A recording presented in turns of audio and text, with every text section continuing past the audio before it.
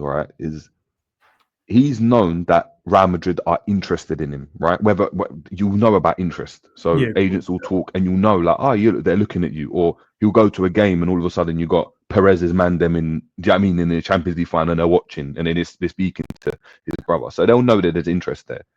I think what's accelerated this whole process, right, is I think for a long time the departures of what's happened with Thiago, in my opinion, with Mane leaving, Bobby leaving, Hendo leaving, Robbo looking like he's on his last legs. Verge, do you know what I mean? Obviously, they're not being able to go and sign yet. Salah not being able to sign. Thinking, and Jurgen Klopp as well, a massive And one. Alisson Konate next season's on the last year. Alisson Konate next season, but he's looking at it thinking, oh, that I was part of that team, right? Now, do I want to be part of this rebuild, right? When Jurgen Klopp, right? And I think Jurgen Klopp was the one that for me was like, the best to describe it is like, you know, the auntie or the grandma that holds the family together, right? So no matter what, because it's Klopp there, they believe in what that is. With Slot, it's a completely different dynamic. It's now a manager that's learning his trade. It's a manager that hasn't got the same pull. And yes, they're doing well right now. But we've seen it this season. He's subbing him off. He's taking him off. Now, we speak about Trent's legacy and talk about, yeah, he's so important. The narrative we've had even on this channel, right, is discussions about should Bradley play? Trent, nah, your defending is not good. Now, those are all valid points. But from his perspective is, I was under a manager before that no matter what that was, I played in the team because my role in the team was different. Along with everyone leaving and stuff like that, is there guarantees that I am going to be the guy in that team if he has personal ambitions of being the guy? Another club is giving him the opportunity or probably whether they're gassing him or whatever, right? But they've definitely spoke to him and said, you might be the guy from a creative standpoint. They know about his defensive issues. They know, right? They know. It's not that they're just signing a player because they've seen a clip. They've seen what's happened against United and they still want to sign him. That for you is validation, right? So from that perspective, it's like, all right, cool. Like, am I going to wait around? And what if Salah and Verge go? Who are they going to sign? What am I going to be the Gerrard? I've seen what happened to Gerrard, and that his ideal of being a footballer isn't him just going through the trenches. And do you know what I mean? Because look, if Virgil and Salah leave, right? We've all said it on this panel. Liverpool are challenging for Champions League and end up fifth, and it gets scary, like G said. Does Trent want to be that Gerrard guy that just guts and putting cortisone injections in his knees to try drag us to Europa League and stuff? He probably doesn't. And that's obviously Gerrard's a different character, Trent's a different character. You're just looking at it from his perspective and thinking, yeah, I might be appreciated somewhere else. I think if Klopp was here and Liverpool was signing, like, yeah, Salah's there, but we're signing Rodrigo from Real Madrid, that probably stays. And I think I think there's different factors, but I want to know what you man have to say, to be fair. There was one more thing I wanted to say, sorry, and it was the one about Mo and Virgil. Do you think the fact that Slot has been very vocal about saying, I want Virgil here next season, I want Mo here next season, didn't say about Trent, by the way, do you think that's got a factor? No. Because he's actually telling the board, like, I want them here next season. Like, I think it's the one that Jerry said as well about him not playing as well. You know, every minute getting subbed off around like 60-something minutes, and then Bradley would come on. I feel like Trent. I don't mean Trent. I mean Mo. I know, but I mean, you said about him not mentioning him. Does that have a factor to do with it? So I feel like the other two, we know them two should be there. I think Trent has always been that question mark. Do we want him to stay? Do we want him to go? Could we get someone better defensively? But I feel like because he keeps getting subbed as well, for his ego that he has, and there's nothing wrong with having an ego, but for his ego, he's like, nah. I should be playing 90 minutes. I should be, especially when you don't rate Bradley nowhere near his level. Yeah. And then Real Madrid, like what Jerry's saying is, they could just say, bro, you're gonna be our guy. He's like, so why would I sit here and play like second, not even second fiddle, because I'll start, but I'm gonna keep getting subbed off. So that means if I have a bad game, this brother ain't scared to throw Bradley in. Where before Klopp would be like, yo, arm around the shoulder, big man, fix up, man. That was a poor game. Let's go again. But now Slot is like, oh, so you think you can not run back, big man? All right, get off. Yeah. There's a big difference between getting subbed off with Carvajal and Bradley. Yeah. Massive difference, bro. There's levels to it, isn't it? And it's what Jerry said. Listen, whether they gassed him up or not, there'll be a level of that, but they still think it's quality. Otherwise, you can't play for Real Madrid if you're not quality. This is not. They're not trying to do that. But then, if my ambition of what I want to do in football matches how man are gassing me up from the biggest club in the world, it's a perfect match, isn't it?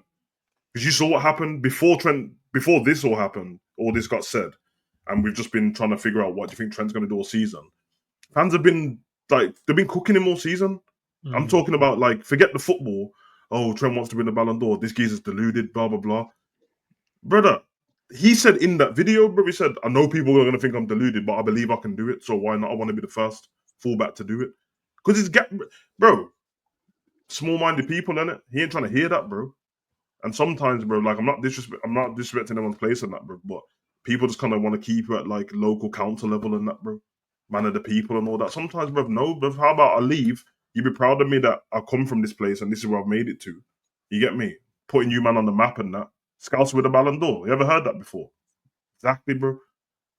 Come on, man. Just I think what's actually hilarious about this whole thing, and when it comes to football, right, is when you look on the other side, on the other flank, right, you've got a player, Robbo, that showed immense loyalty, that's come from the dirt, right, that's never been linked with a thing. He's run the miles he's put on the clock for Liverpool, right, in Robertson, right. And man are saying, yeah, we need to replace him and get rid of him and that. If he was in his last year of his contract, everyone would say, you know what, just let him go, or maybe sign him up and be a backup and you get a real replacement, right?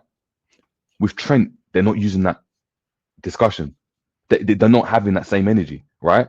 Why? Because you know he's quality, right? So for everything that you go and talk about, you intrinsically know, but he's quality though, right? And he can still provide value. If the player doesn't provide value, 9 times out of 10 fans don't care. You're not going to show that same loyalty, and neither is the club really, right? And when you look at it a bit deeper, right? If Liverpool thought, right, with Michael Edwards and the manager, that they feel he's pivotal to what Liverpool want to do, right? Not important, pivotal. They sign him up like they did Salah 2 summers ago when they flew out Julian Ward and the other brother, and whilst he was on holiday, they signed him up, right? When he had 1 year left on his deal or whatever. They're not acting like that with Trent. So from a perspective, they would go, and if they did, they'll just go and slap 300k, 400k, if you really wanted him, because it still makes sense, like financially, from a financial standpoint, because he is your local lad. What he's brought to the team, if you think he's going to be captain, right, that's what you do. But they're not looking at it like that. For them, their stance is, you're worth this amount, right? This is what we're going to give you. He's like, nah, again, from a monetary standpoint, nah, I'll stay if you offer me more though. They don't want to offer him more. So essentially, they're telling us and telling me, like, yeah, cool, we can get someone else. This is the value. We're not going above that. That's fine then. Liverpool are making that gamble and saying we can get rid of Trent and then bring someone else in that can be, like we've spoken about on this panel, on Hussams, on this, defensively solid. Do you know what I mean? Get someone that can just defend, get a proper right back. So I don't understand the outcry really. I mean, I'm disappointed. I'm upset.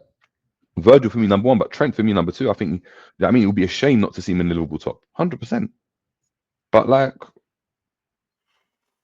it's football. I don't have to. Yeah, I mean, I don't know. I just hope the same energy is kept for Salah and Virgil when they don't sign blood. Oh yeah, but it won't be. It'll be on FSG at that point. Of course, it will. It'll always go back to them. It'll always go to them. Right. Think about Trent as well, though. Like I'm a critic of him, okay, like defensively and some of the long ball nonsense stuff. But we'd have been a different team against Newcastle and PSG if he was in the team. It's just a fact. Offensively, he's an absolute monster. And, you know, Real Madrid are probably going to get some incredible performances out of him. Like, I can't see him ever getting the Ballon d'Or if I'm honest, because he'll be the one who's that's my point. I agree, but that's my point. Win it. That's my point. It's not about where we don't think it's about his belief, bro. The fact that everyone thinks he's deluded and he doesn't, because it's like, no, if I believe in my ability like that, I'm on that. It just shows the difference in mentality. It's because on the flip side, exactly. Because on the flip side, imagine he does. Exactly. Like, let's say in 3-4 years' time he does, right? He does. Whether he's playing in midfield, flipping middle wing, right back, whatever, he ends up winning the Ballon d'Or, right? For whatever reason that is. We're all going to be what you're going to be looking and saying, nah. we were deluded. No, we didn't believe it, but he proved everyone wrong. And that's, if you want to be the best, you have to have that mentality. We were cooking Zubimendi for not having the mentality in that. I remember G laughing at it. I remember G laughing at it in the summer when Zubimendi was like, "No, I want to stay at Real Sociedad." Bro, why are you lying? When I love my mountains. You were, bro. What? Did you not say that? I didn't laugh at Zubimendi, bro. No, I was one of the you people were saying, laughing at the narrative, not Zubimendi. You were laughing at the fans saying that Zubimendi was a snake for leaving his boyhood club. "Oh yes, sorry, yes, yes. Yeah, but what are you trying to do? And I remember, man, and no one can hide from me because I remember them videos when it got reported that Zubimendi was staying and talking about man was so. No, I was saying you're laughing at the fans, not Zubimendi.